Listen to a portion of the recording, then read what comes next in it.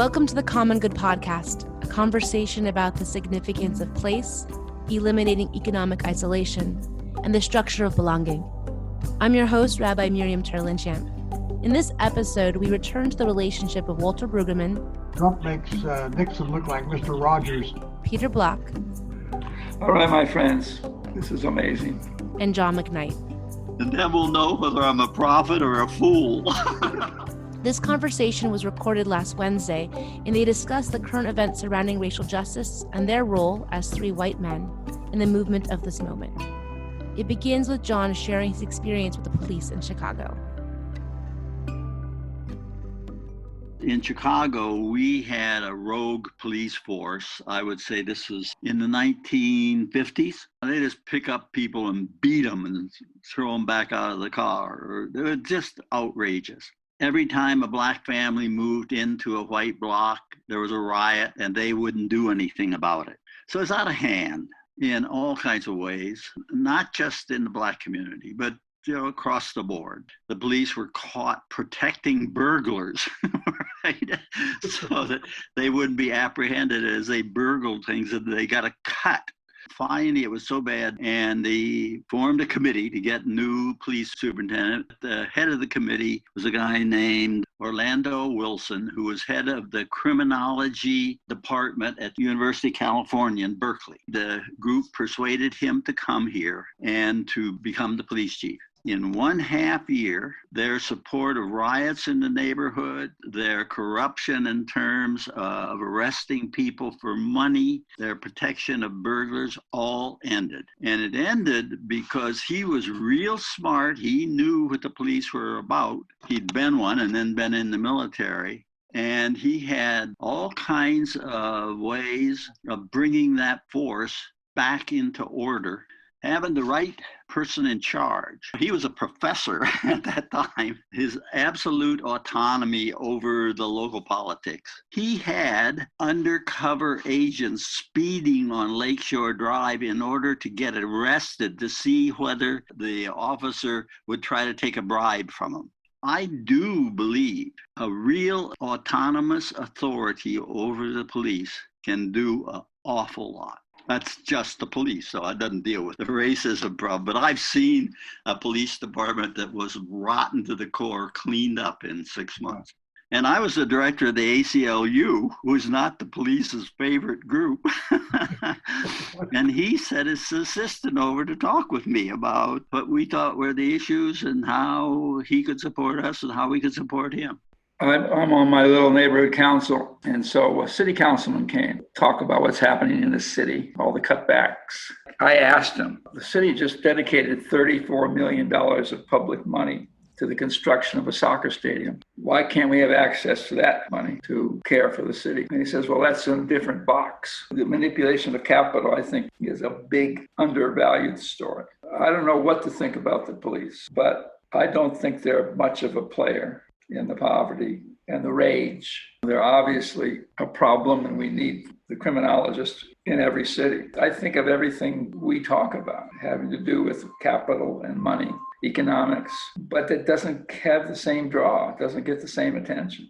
I also think that I got a text from my granddaughter, who's 19, who thought she was going to Georgetown next year, and who knows what the university is going to do.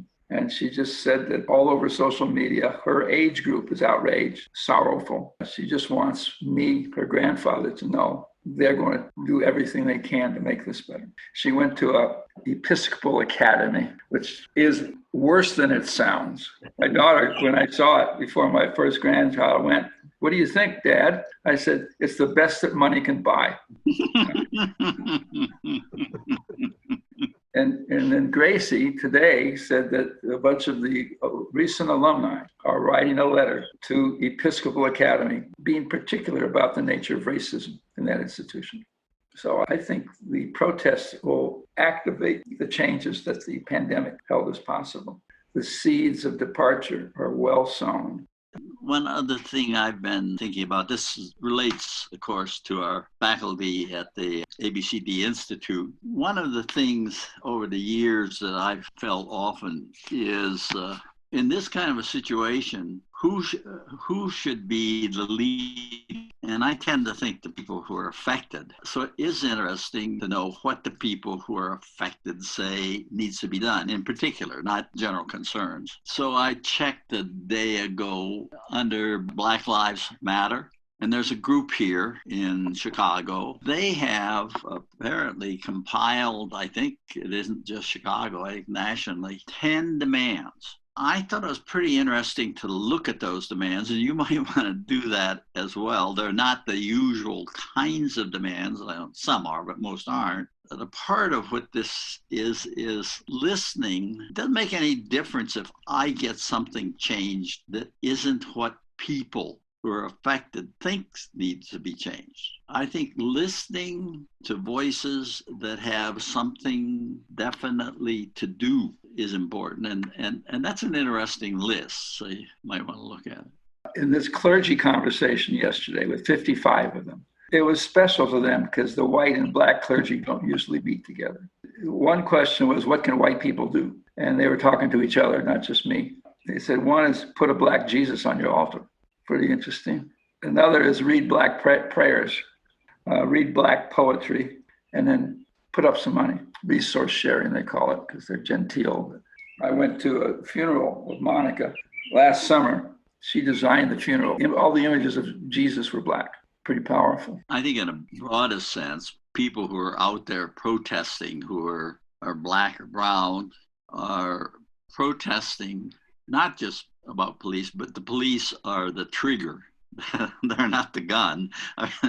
And they have all kinds of experiences that grow out of inequity. The inequity that strikes me over the last 10, 15 years as being the greatest is wealth. 70% of white people own property and 30% of black people own property. And at least from an economist's point of view, that wealth measure is about the greatest disparity that you can show. And it's been true for a long time. I think I first saw that 25 years ago or something. It's not that hard to answer. Start acquiring land. I think there's enormous capital available, but people with wealth don't know what to do with it because they're worn out on the old solutions. They don't want to get caught up in the left-right foolishness. They don't want to get engaged in the argument about hourly wages, minimum pay, more clinics in poor neighborhoods, more fundraisers for social service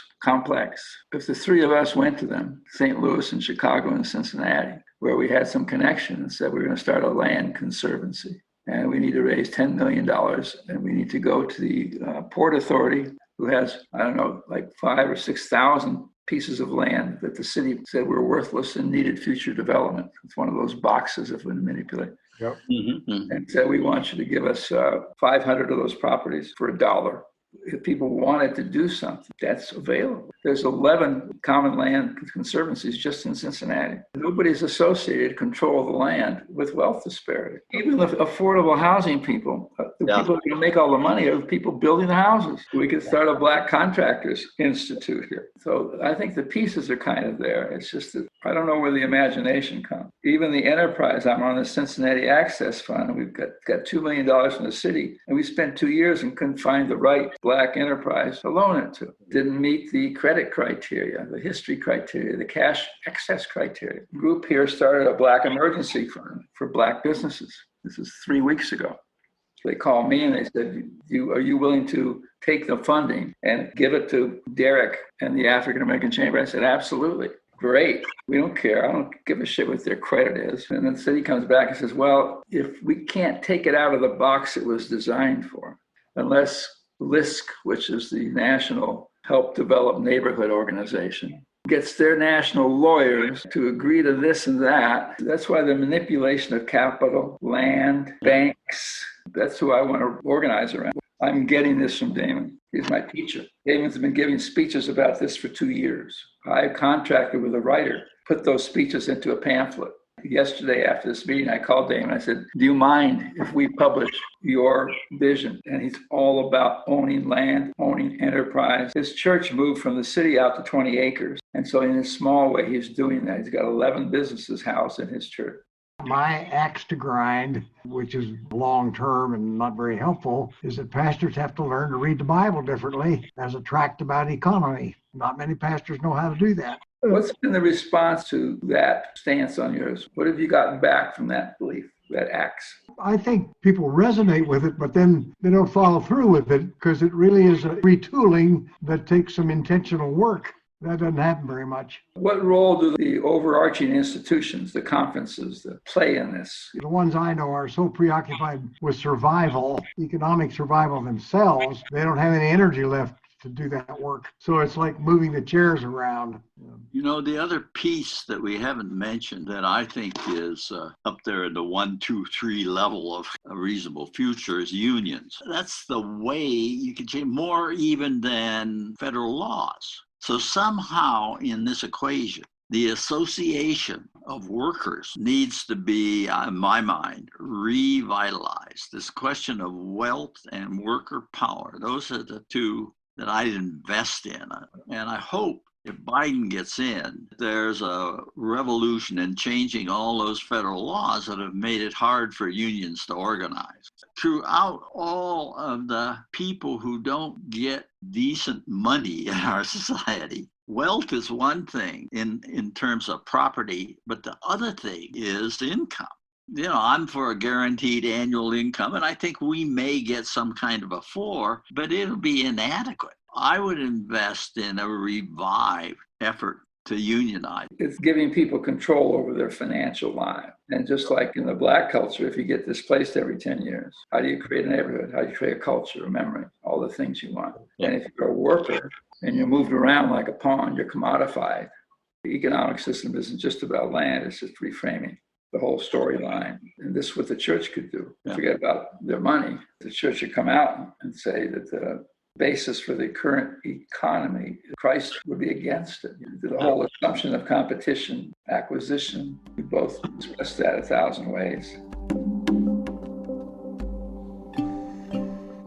You've been listening to the Common Good Podcast, a conversation about the significance of place, eliminating economic isolation, and the structure of belonging.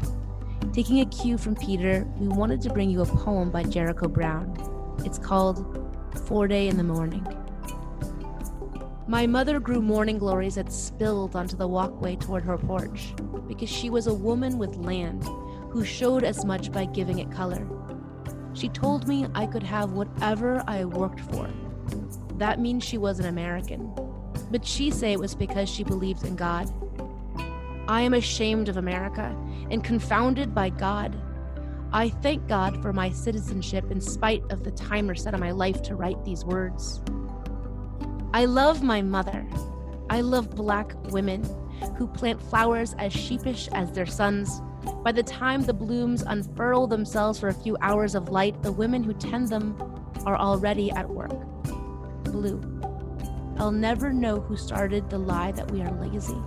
But I'd love to wake that bastard up at 4 day in the morning, toss him in a truck and drive him under God, past every bus stop in America to see all those Black folk waiting to go to work for whatever they want. A house, a boy to keep the lawn cut, some color in the yard. My God, we leave things green. Now, back to the conversation. I mean, we don't have a Martin Luther King. So the voice of a higher value, values of morality is lost. You know, I mean, our people talk about it, but a national sense that we're rising to a new order, that voice sort of missing. Somebody asked me in yoga class this morning, gee, Peter, since I'm always the oldest one in class, have you ever seen anything like this before? Talking about the pandemic. And I said, well, actually, I remember World War II. And I was 5, 6, 4, whatever. We pulled down our blinds every night. There was a 9 o'clock curfew every night. We rolled up aluminum foil. We ate parts of the cow that nobody wanted to eat. Yeah, right. Yeah, right. Yeah. And this went on for years. My father with his brothers, had a little business making kitchen cabinets. And they were told by the government to make engine parts. And all these things was reenacted with this pandemic. And I thought, and I said, the one difference was that nationally, we had somebody we could trust. You remember them better than I do. Fireside chats. Oh, Roosevelt, I loved him. And he spoke for the common good. Let's pull together now. What you said, John, is where is this national, powerful, perhaps black, moral voice? It's just the context is so different. Why do you think there isn't one, John or Walt, either one of you?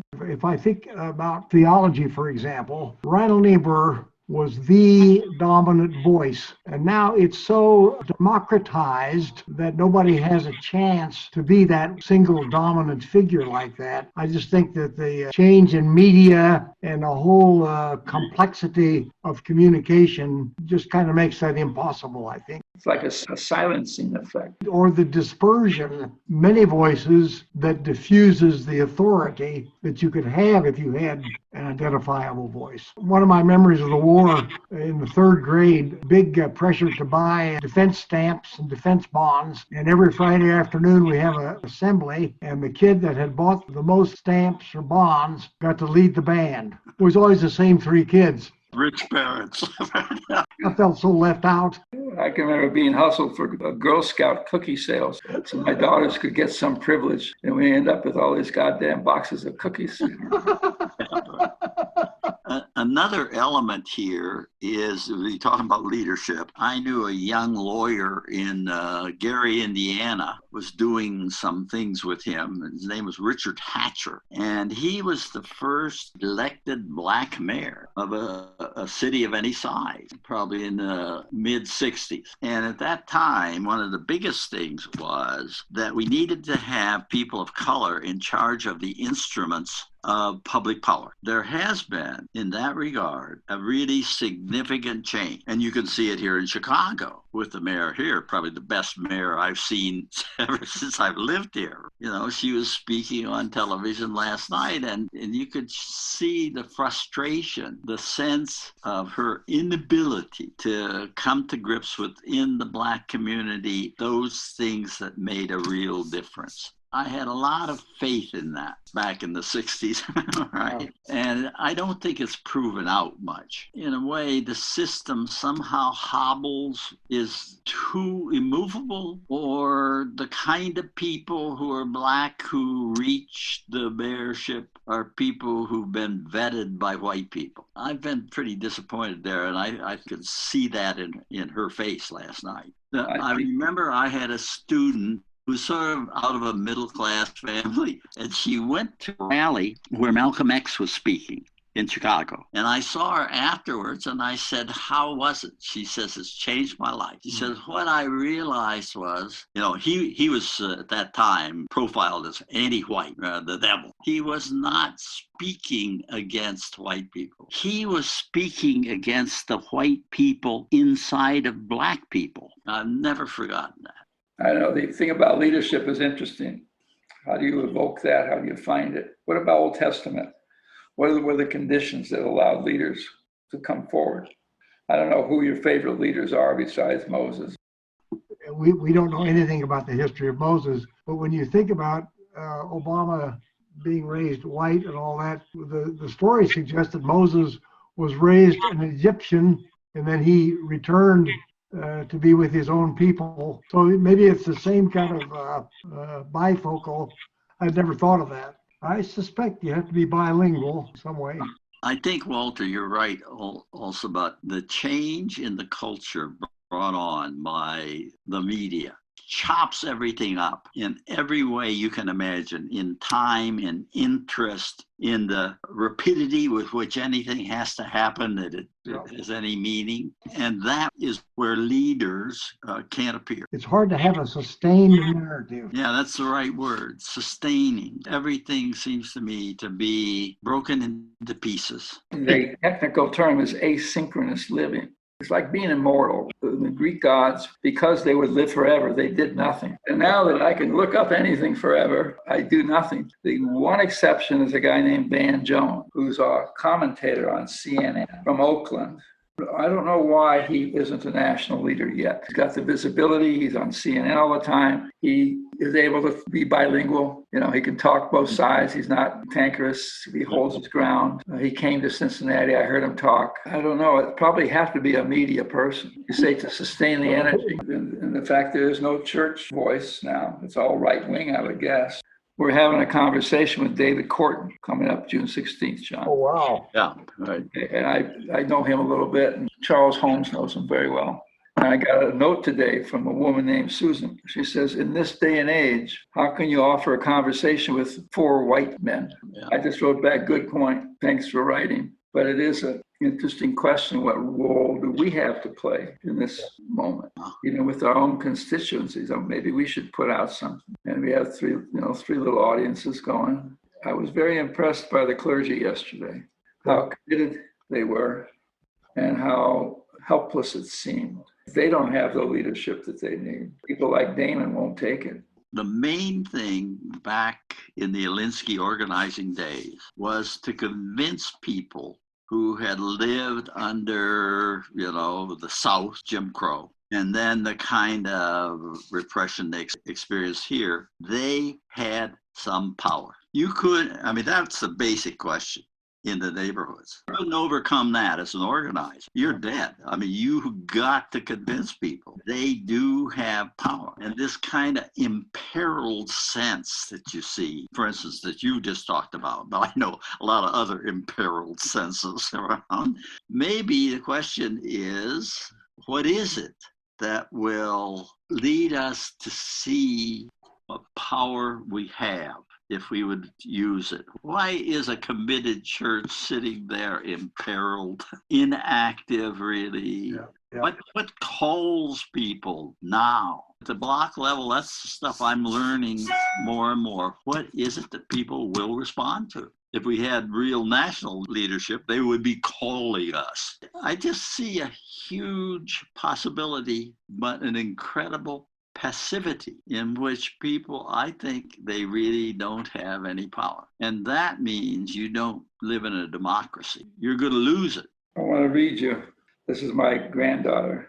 I'm currently writing something up and working with a Black student from this Episcopal Academy to release a statement with my name on it. Because she sold me another letter from Episcopal students, but everybody signed their name anonymous. So I wrote back, I said, Gracie, are you going to write something with your name on it? And she said, it is sad but true that hearing from a white girl is going to get more attention at Episcopal Academy than from 10 minority students. Beautiful insight, yeah. Well, I think that's agency. She went from, I signed a letter. I think that they're writing a letter. Now she's writing a letter. But you're right, John. The purpose of the neighborhood is to produce agency. We've always said that. That's right. In the face of transformational suffering that's happening in our country right now, notice how it feels to hear Peter say, you have agency. And with that in mind, is there one step, however small, that you can take today to activate agency in yourself and your spheres of influence? Thanks for listening. You can find more information about the Common Good Collective at commongood.cc. The Common Good is hosted by me, Rabbi Miriam Turlinchamp, and produced by the amazing Joey Taylor with music from Jeff Gorman.